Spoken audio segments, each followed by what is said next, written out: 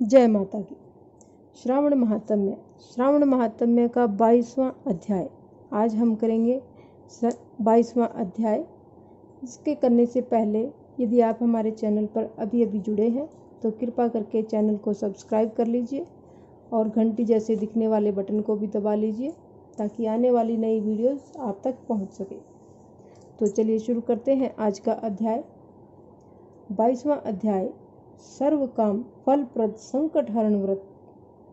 सनत कुमार ने भगवान सदाशिव से पूछा, हे भगवान, श्रावण शुक्ल चतुर्थी के दिन सर्व काम फलप्रद संकट हरण देवादेव का किस विधि से व्रत तथा पूजन करें, कब उद्यापन करें, मुझे विस्तार पूर्वक बताने का कष्ट करें। भगवान शंकर ने कहा, चतुर्थी के दिन सुबह उठकर दातुन आदि करके पुण्यदाता शुभ संकट हरण नाम का व्रत का संकल्प करना चाहिए।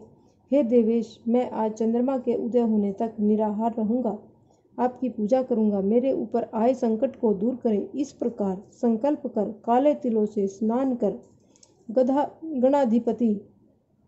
गणाधिपति की पूजा करनी चाहिए। अपनी सामर्थ्य के अनुसार स्वर्ण, चांदी या तांबे की गणेश जी की मूर्ति बनवाएं। यदि इतना न हो सके तो मिट्टी की प्रतिमा कुम्हार से बनवाएं। पहले अष्टदल कमल के ऊपर घट स्थापित करना चाहिए, उसमें जल भरकर स्वच्छ वस्त्र से ढक दें और उसके ऊपर प्रतिमा रखकर षोडश उपचार द्वारा वैदिक मंत्रों या तांत्रिक मंत्रों से पूजा करनी चाहिए। शुद्ध घी के तिल का 10 लड्डू बनाएं, उनमें से 5 गणेश जी के लिए रखें। भक्ति द्वारा देवता की भांति ब्राह्मण की पूजा करनी चाहिए और दक्षिणा देकर प्रार्थना करनी चाहिए।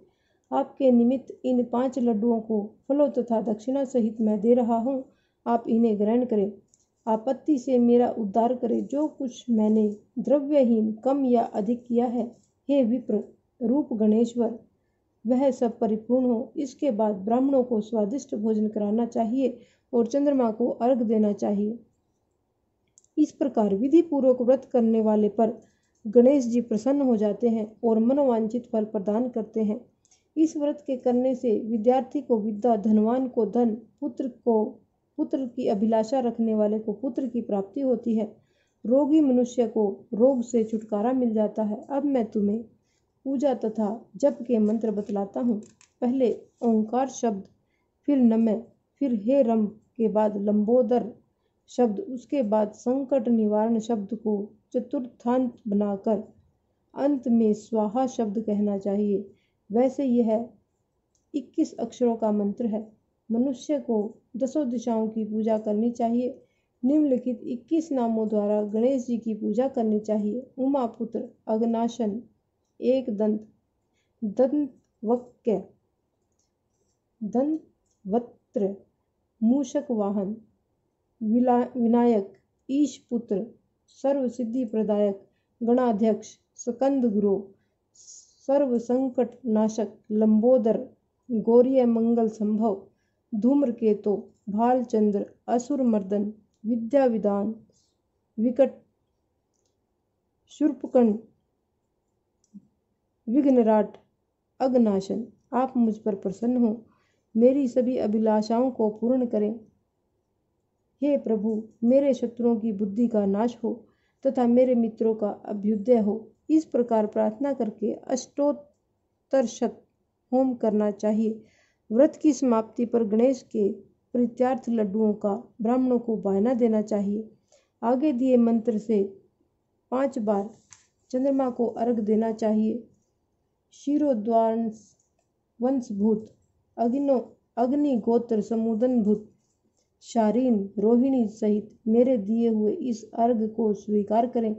तत्पश्चात ब्राह्मणों को स्वादिष्ट भोजन करवाना चाहिए, फिर स्वयं भोजन करना चाहिए। 4 मास तक यह व्रत करने के बाद 5वें मास में उद्यापन करना चाहिए। साधक को पहले व्रत कुंड की शक्ति अनुसार मूर्ति बनानी चाहिए। प्रथम विधि से पूजा करके सुगंधित चंदन तथा नाना प्रकार के फूलों द्वारा पूजा करनी चाहिए। सूप तथा पायस दक्षिणा सहित गणेश जी की प्रतिमा को कपड़े में लपेटकर ब्राह्मण को देना चाहिए। व्रत समाप्ति के लिए 5 सेर तिल देना चाहिए और क्षमा प्रार्थना करनी चाहिए। इस प्रकार उद्यापन करने मात्र से ही अश्वमेघ फल की प्राप्ति होती है। सनत कुमार, मेरे कहने से पूर्व पार्वती ने इस व्रत को 4 मास तक संकल्प की प्राप्ति के लिए किया था। 5वें मास में उन्होंने पुत्र कार्तिकेय को प्राप्त किया था। महर्षि अगस्त्य ने समुद्र पान के समय इसे किया था। 3 मास पश्चात उन्हें विघ्नेश के प्रसाद स्वरूप सिद्धि प्राप्त हो गई थी। हे मुनीश्वर, इस व्रत को दमयंती ने 6 मास तक किया था। तभी उसने महाराज नल के दर्शन किए थे। अनिरुद्ध को खोजती चित्रलेखा ने इस व्रत को किया। वह कहाँ गए, उन्हें कौन ले गया? वाणासुर के यहाँ जाने पर प्रद्युम्न व्याकुल हो गए। तब उनसे रुक्मिणी ने बड़े प्रेम से कहा, पुत्र, मैं तुमसे जिस व्रत को कहने जा रही हूँ उसे ध्यानपूर्वक सुनो। पूर्व समय में तेरे जन्म काल के समय मेरे सौरी घर में तुझको एक राक्षस चुरा कर ले गया था। बस मेरा हृदय तेरे वियोग से छलनी हो गया। मैं रोती थी कि मैं अपने लाल का मुख कब देखूंगी।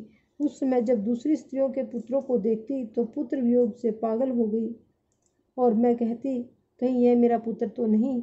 यह तेरे वियोग का दुख झेलते हुए कई वर्ष व्यतीत हो गए, परंतु कृपा से हमारे यहाँ लोमेश ऋषि आ गए। उन्होंने मेरी दशा को देखकर मुझे संकट चतुर्थी का व्रत करने को कहा। उनकी आज्ञानुसार मैंने 4 बार यह व्रत किया। व्रत के प्रभाव से तुमने वापस लौटकर शंबासुर का व्रत किया था। अतः यदि तुम भी इस व्रत को करोगे तो अवश्य ही तुम्हारे पुत्र का पता चल जाएगा और वह घर वापस लौट आएगा। माता के आदेशानुसार प्रद्युम्न ने भी गणेश जी के प्रीत्यार्थ विधिवत इस व्रत को किया। तभी नारद जी ने आकर उनको बताया कि अनिरुद्ध वाणासुरपुरी में है। उसी समय प्रद्युम्न वाराणसुरपुरी में गए और वाणासुर को सैन्य सहित जीतकर अपने पुत्र को पुत्रवधू सहित ले आए। प्राचीन काल में दूसरे देवताओं ने भी विघ्नेश के प्रीत्यार्थ इस व्रत को किया था। मृत्युलोक में इस व्रत के समान सिद्धि देने वाला और कोई भी व्रत नहीं है। अधिक कहने से क्या लाभ। इस व्रत का उपदेश नास्तिक और शठ को नहीं देना चाहिए। शिष्य या श्रद्धा युक्त साधु को तुम इसका उपदेश दे सकते हो। हे महामुने, तुम धर्मिष्ठ, विघ्न नंदन तथा मेरे प्रिय हो, इसलिए मैंने तुमको इस व्रत का उपदेश दिया है।